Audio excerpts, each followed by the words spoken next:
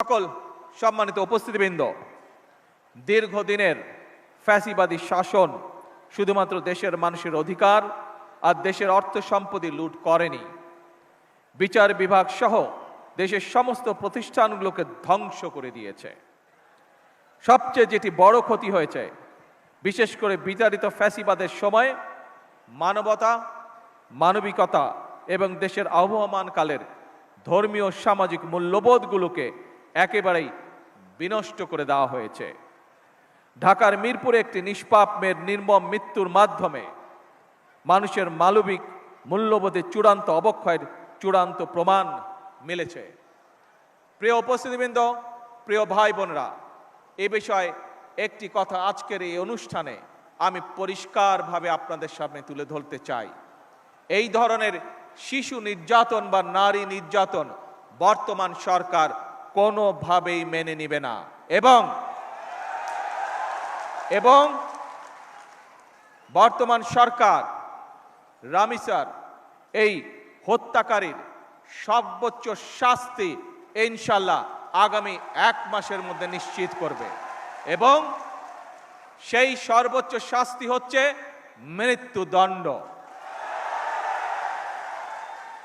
যাতে করে ভবিষ্যতে আর কোনো ব্যক্তি মানুষ এইভাবে শিশু বা নারী নির্যাতন করার সাহস না পায়। উপস্থিত সম্মানিত সকল উপস্থিতিবৃন্দ, একটি নিরাপদ মানবিক রাষ্ট্র এবং সমাজ প্রতিষ্ঠা করতে হলে আমাদেরকে আইনের শাসন প্রতিষ্ঠা করতেই হবে। রাজনৈতিক সংস্কৃতির পরিবর্তন ঘটাতে হবে। একই সঙ্গে আমাদের জাতীয় জীবনে পুনরায় বাংলাদেশের আবহমানকালের ধর্মীয়, সামাজিক, সাংস্কৃতিক মূল্যবোধের পুনর্জীবন ঘটাতে হবে। এক্ষেত্রেও কবি কাজী নজরুল ইসলামের জীবন এবং কর্ম আমাদের জন্য প্রাসঙ্গিক।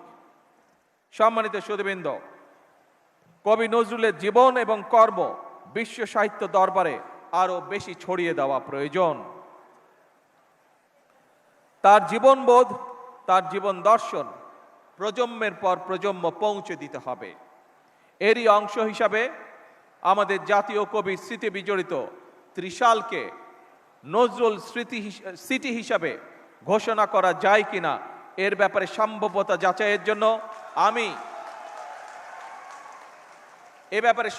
যাচাইয়ের জন্য আমি সংস্কৃতি মন্ত্রণালয় এবং পর্যটন বিভাগের প্রতি আহ্বান জানাবো। উপস্থিত সুধীবৃন্দ, উপস্থিত ভাই বোনেরা, বাংলাদেশ ও কাজী নজরুল ইসলাম এক অবিভাজ্য সত্তা।